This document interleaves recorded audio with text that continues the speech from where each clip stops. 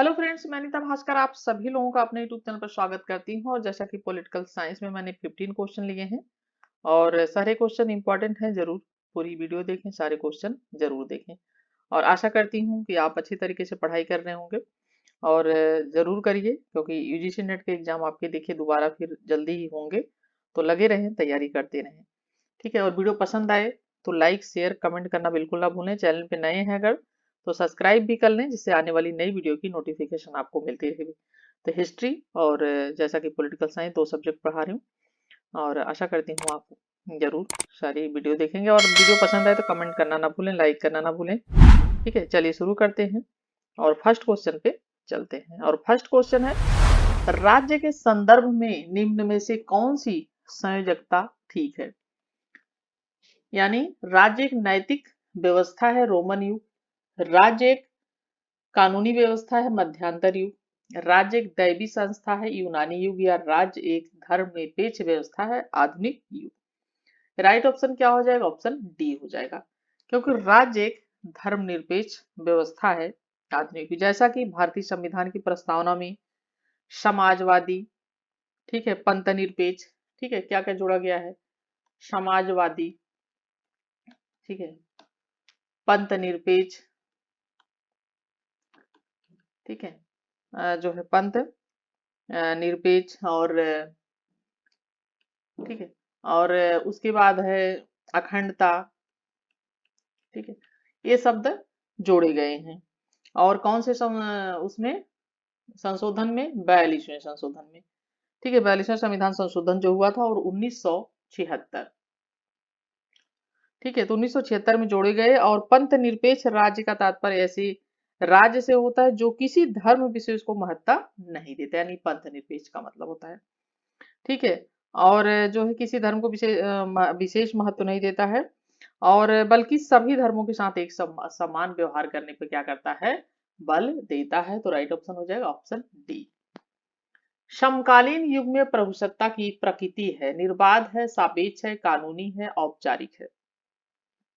Right option क्या option इसका हो जाएगा? ऑप्शन बी, सापेक्ष है। यानी बहुलवाद के अनुसार अगर बात की जाए तो राज्य न सर्वशक्तिमान है न सर्वव्यापी है, ठीक है, और न अन्य संघों में कुछ श्रेष्ठ व्यवस्था। इसीलिए राज्य की प्रभुसत्ता का स्वरूप जो है वो क्या होना चाहिए? सापेक्ष होना चाहिए। ठीक है, नेक्स्ट क्वेश्चन देखते हैं। थर्ड क्वेश्चन है, निम्न में से कौन सा कथन वास्तविक प्रभुसत्ता की सही प्रकृति का प्रतिपादक है? ठीक है, ए ऑप्शन है प्रभुसत्ता जिसके पास आज्ञा मनवाने का कानूनी अधिकार है। बी ऑप्शन है प्रभुसत्ता जिसकी संपूर्ण शक्ति लोगों में निहित है। और सी ऑप्शन है प्रभुसत्ता जिसकी वास्तविक रूप में आदेश लोगों द्वारा माना जाता है। और डी है प्रभुसत्ता जो असीम और संपूर्ण हो। राइट ऑप्शन सी हो जाएगा, प्रभुसत्ता जिसकी वास्तविक रूप में आदेश लोगों द्वारा माना जाता हो। तो वास्तविक प्रभुसत्ता की सही प्रकृति का प्रतिपादक यानी प्रभुसत्ता, और जिसका वास्तविक रूप में आदेश लोगों द्वारा माना जाता है। दूसरे शब्दों में कहा जाए तो प्रभु सत्ताधारी जब न्याय या नैतिकता का पालन करता है तो वह स्वयं यह निर्णय करता है कि न्याय क्या है। वह उचित और अनुचित का निर्णय अपने विवेक से करता है, किसी दूसरे के निर्देश से नहीं करता है। ठीक है, ये है इसका मतलब। राइट ऑप्शन सी हो जाएगा। फोर्थ है, निम्न में से कौन सा कथन सही है? समाज की अपेक्षा राज्य की गतिविधियों का क्षेत्र कम है। बी ऑप्शन है समाज की अपेक्षा राज्य की गतिविधियों का क्षेत्र व्यापक है। और सी ऑप्शन है समाजवाद राज्य की गतिविधियों का श्रेय समरूप है। और डी है राज्य तथा समाज की गतिविधियों की तुलना संभव नहीं है। ठीक है, और राइट ऑप्शन हो जाएगा ऑप्शन बी। देखिए, सबसे पहले किसका समाज का प्रादुर्भाव हुआ, ठीक है, और उसके बाद धीरे धीरे राज्य अस्तित्व में आया। ठीक है, राज्य तो बाद में आया। समाज की अपेक्षा राज्य की गतिविधियों का क्षेत्र क्या होना चाहिए? व्यापक होना चाहिए। ठीक है, व्यापक होना चाहिए। और डॉक्टर आशीर्वादम के शब्दों में उनके अनुसार ईंटों की दीवार में ईंटें यदि समाज में हैं, ठीक है, ईंटों के दीवार में ईंटें यदि समाज हैं तो सीमेंट राज्य और जो ईंटों को यथास्थान जोड़ के रखता है, बनाए रखता है, यानी ठीक है, बनाए रखता है ताकि दीवार ज्यों की त्यों बिल्कुल कायम रहे। ठीक है, तो राइट ऑप्शन ऑप्शन हो जाएगा कि समाज की अपेक्षा राज्य की गतिविधियों का क्षेत्र व्यापक होता है। फिफ्थ क्वेश्चन है, राजनीतिक बहुलवाद का अभिप्राय है सरकार का समुदायों पर नियंत्रण, संसद का समुदायों पर नियंत्रण, सी है समुदायों की स्वायत्तता और डी है लोगों का सरकार पर नियंत्रण। राजनीतिक बहुलवाद का क्या अर्थ है? राइट ऑप्शन हो जाएगा ऑप्शन सी समुदायों की स्वायत्तता। तो राजनीतिक बहुलवाद का अभिप्राय या मतलब है समुदायों की स्वायत्तता है। राजनीतिक बहुलवाद ने राज्य के एक तत्रीय स्वरूप और अखंड प्रभुसत्ता करके उसे समाज की अन्य जो संस्थाएं हैं उसके समक्ष रखा है। सिक्स है, राजनीति शास्त्र पर परंपरागत दृष्टिकोण मुख्यतः केंद्रित था राज्य सरकार के अध्ययन पर, राजनीतिक प्रतिभास के अध्ययन पर, और सी है राजनीतिक प्रक्रियाओं व सांस्कृतिक अध्ययन पर, और डी है राजनीतिक व्यवस्था के अध्ययन पर। राइट ऑप्शन हो जाएगा ऑप्शन ए हो जाएगा राज्य सरकार के अध्ययन पे। गिलक्राइस्ट कहते हैं कि राजनीति शास्त्र के परंपरावादी दृष्टिकोण में राज्य तथा सरकार दोनों का अध्ययन किया जाता है। कौन कहता है? ठीक है, गिल क्राइस्ट कहते हैं। ये कहते हैं कि राजनीति शास्त्र के परंपरावादी जो दृष्टिकोण है, परंपरावादी दृष्टिकोण में राज्य तथा सरकार दोनों का अध्ययन किया जाता है। किसका अध्ययन किया जाता है? राज्य का भी और सरकार का भी अध्ययन किया जाता है, राज्य तथा सरकार का। ठीक है, दोनों का अध्ययन किया जाता है। जबकि लीकॉक क्या कहते हैं? ठीक है, लीकॉक के अनुसार उनका मानना है कि राजनीति शास्त्र केवल सरकार का अध्ययन करती है। यानी गिलक्राइस्ट कहते हैं कि राज्य तथा सरकार दोनों का अध्ययन करती है, लेकिन लीकॉक कहते हैं कि यह सिर्फ सरकार का अध्ययन करती है। ठीक है, ठीक है, राजनीति शास्त्र इनके अनुसार सरकार का अध्ययन करती है। और जो है राजनीति शास्त्र की परिभाषा ऐसे विज्ञान के रूप में दी जाती है जो मनुष्य के उन क्रियाकलापों का अध्ययन करता है। यानी राजनीति शास्त्र की जो परिभाषा की हम बात करते हैं तो उसका तात्पर्य होता है, उसका मतलब होता है कि जो मनुष्य के उन क्रियाकलापों का अध्ययन राजनीति शास्त्र करता है जिनका संबंध है उसके राज्य नामक संगठन से। यानी राज्य क्या है? एक संगठन है, तो जिसका संबंध किससे होता है? राज्य नामक संगठन से होता है, उन क्रियाकलापों से जो कि मनुष्य के वो क्रियाकलाप होते हैं उनसे की जाती है, और जिनके अंतर्गत सरकार का भी विस्तृत अध्ययन सम्मिलित होता है। क्योंकि राज्य की बात की जाएगी तो सरकार की भी बात की जाएगी। तो जो है, ठीक है, और संक्षेप में अगर कही जाए बात को तो राजनीति शास्त्र में राज्य और सरकार दोनों का अध्ययन होता है। तो राजनीति शास्त्र में किसका अध्ययन हो? तो राज्य और सरकार दोनों का अध्ययन होता है। ठीक है, सेवंथ क्वेश्चन है, संप्रभुता राज्य की पूर्णता है यह किसने कहा? यूनानियों ने, अंग्रेजों ने, रोमन ने या भारतीयों ने? ठीक है, राइट ऑप्शन हो जाएगा ऑप्शन बी अंग्रेज। देखिए, बोधा जो फ्रांस का विचारक था, कौन? जीन बोधा या बोधा। तो बोधा जो फ्रांस का विचारक था उसने सर्वप्रथम प्रभुसत्ता को स्पष्ट किया, संप्रभुता को स्पष्ट किया। ठीक है, संप्रभुता को उसने स्पष्ट किया और उसे निरंकुश शक्तियों का लाभ दिया, परंतु और स्पष्ट रूप से हॉब्स ने इसे बिल्कुल निरंकुश बना दिया। यानी जो हॉब्स था उसने क्या किया? उसने उसको बिल्कुल निरंकुश बना दिया, जो एक अंग्रेजी विचारक था। कौन? हॉब्स। ठीक है, ये क्या था? अंग्रेजी विचारक था। तो राइट ऑप्शन है ऑप्शन बी, जिससे अंग्रेज। 8 क्वेश्चन है, कल्याणकारी राज्य के उत्थान के साथ निम्न में से किस एक तत्व पर अधिक बल दिया जाने लगा? निजी संपत्ति के संपूर्ण अधिकार पर, समाज के हित में निजी संपत्ति का नियमन, निजी संपत्ति के अधिकार की समाप्ति, संपत्ति का समान बंटवारा। और 8 क्वेश्चन हो जाएगा ऑप्शन बी, समाज के हित में निजी संपत्ति का नियमन। देखिए, कल्याणकारी राज्य प्रयत्न करता है कि नागरिकों के अभाव जो है नागरिकों को अभाव के कारण कोई परेशानी ना हो, असहाय अवस्था में जीवन या स्वास्थ्य से हाथ न धोना पड़े। यानी जीवन या स्वास्थ्य ऐसी कोई परेशानी ना हो, और वह आर्थिक विषमताओं को जड़ से मिटा देने की कोशिश क्या करता है? नहीं करता है। ठीक है, तो कल्याणकारी राज्य के उत्थान यानी पूरे जड़ से तो नहीं मिटाने की कोशिश करता है ना। ठीक है, तो राइट ऑप्शन हो जाएगा समाज के हित में निजी संपत्ति का नियमन। फेबियनवाद, 9th क्वेश्चन है फेबियन समाजवाद के अनुसार संपत्ति का विभाजन हो चाहिए सब में समानता के आधार पर, उनमें जो सब उद्योगों में लगे हुए हैं, या सामाजिक कल्याण की दृष्टि में सब में, या विभिन्न प्रकार के दर्जे और अधिकार रखने वाले सब में। राइट ऑप्शन हो जाएगा ऑप्शन सी, सामाजिक कल्याण की दृष्टि से सब में। तो फेबियनवादियों की इस विचारधारा को हरमन ने किया है स्पष्ट कि फेबियनों का प्रस्ताव है कि व्यक्तिगत संपत्ति की प्रथा को धीरे धीरे समाप्त कर दिया, यानी जो व्यक्तिगत संपत्ति है, पर्सनल संपत्ति है, उसको क्या किया गया, उसे समाप्त कर दिया गया जाए, और भूमि तथा औद्योगिक पूंजी पर समाज का स्वामित्व, और जो भूमि हो, ठीक है, जो पूंजी हो लोगों के पास, उस पर किसका अस्तित्व कर दिया जाए, समाज का। तो उस पर समाज का स्वामित्व स्थापित कर दिया, ये सभी का अधिकार होना चाहिए। तो सामाजिक कल्याण की दृष्टि से सब में। 10th क्वेश्चन है, निम्न में से राज्य के उद्भव के लिए कौन सा उदारवादी सिद्धांत है?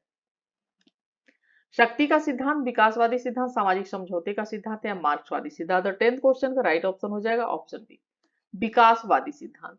तो राज्य की उत्पत्ति के विकासवादी ऐतिहासिक विकासवादी सिद्धांत है के अंतर्गत माइकाइवर ने जो है विचार उदारवादी दृष्टिकोण का सर्वोत्तम प्रतिनिधित्व किया है, ठीक है, विकासवादी सिद्धांत। 11th क्वेश्चन है, मार्क्स के अनुसार वर्ग विहीन समाज से अभिप्राय है? एक जनजातीय समाज, एक जाति विहीन समाज, एक समाज जिसमें केवल एकमात्र सर्वहारा वर्ग हो, एक समाज जिसमें सभी वर्ग समानुपात में हो। और 11th क्वेश्चन का जो राइट ऑप्शन हो जाएगा ऑप्शन सी हो जाएगा, एक वर्ग जिसमें केवल एकमात्र सर्वहारा वर्ग हो।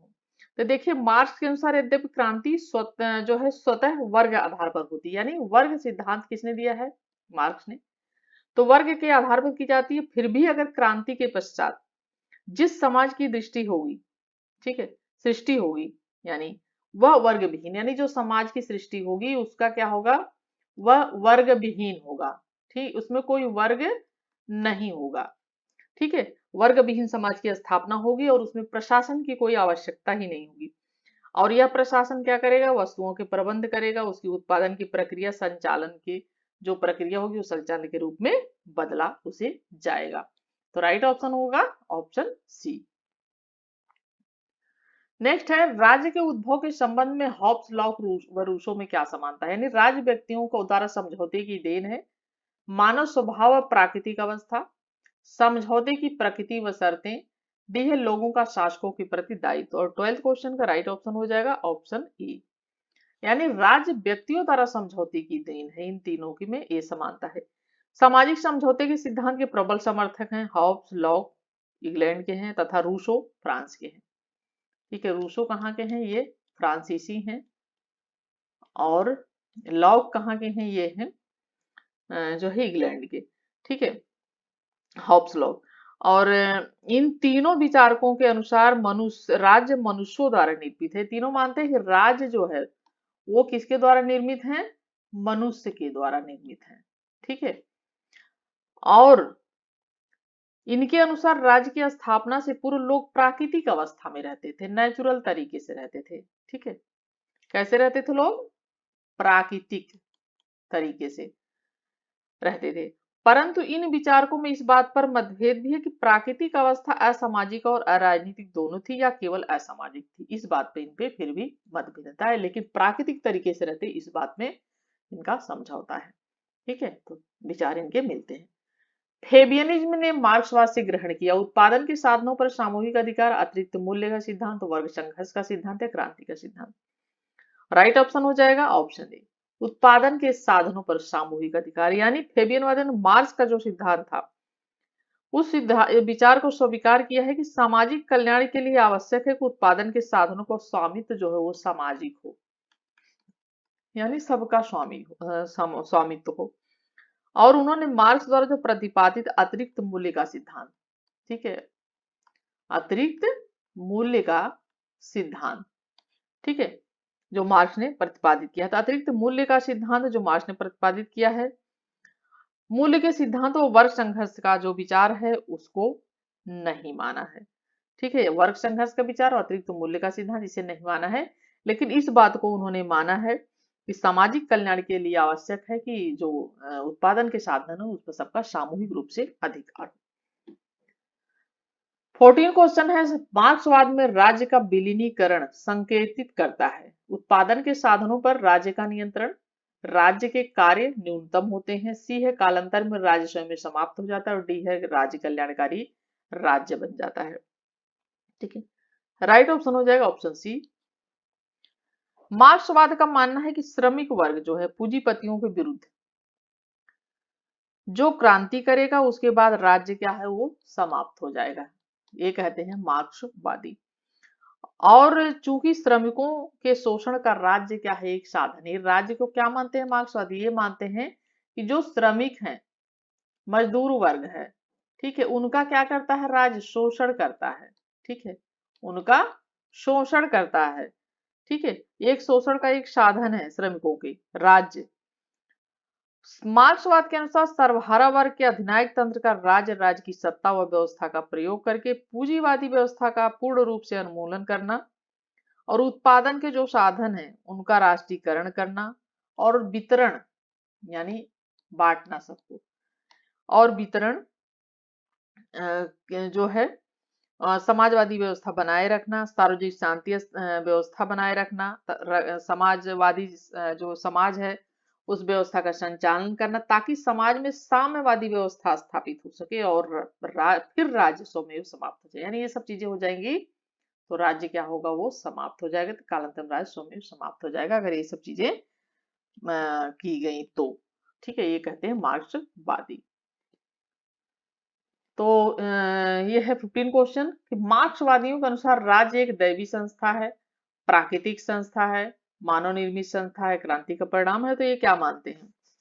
ठीक है, मार्क्स है, प्लेटो है, अरस्तू है और दूसरे कुछ विचारक हैं, इस धारणा को स्वीकार नहीं करता है जो है ये इसका कि ये राइट ऑप्शन इसका देखिए, मार्क्सवादियों के अनुसार राज्य क्या है, मानव निर्मित संस्था है, ये मानते हैं लोग। ठीक है, ये इस तरीके से नहीं मानते हैं कि हाँ ये दैवी संस्था है या प्राकृतिक संस्था है। तो इनका कहना है, ये विचारक जो है मार्क्स राज्य की उत्पत्ति के कारण वर्ग विभेद भी मानता है और राज्य श्रमिकों के शोषण के लिए ये सारी चीजें ही मानता है। ठीक है, तो ये है कि राज्य इनके अनुसार एक मानव निर्मित संस्था है, ये कहते हैं। ठीक है, तो राइट ऑप्शन हो जाएगा ऑप्शन सी। और 15 क्वेश्चन कंप्लीट होते हैं और आशा करती हूँ वीडियो आपको पसंद आई होगी। पसंद है लाइक शेयर कमेंट जरूर करें, चैनल पर नए हैं तो सब्सक्राइब कर लें। नेक्स्ट वीडियो में मिलती हूँ आप सभी से। Thank you for watching video.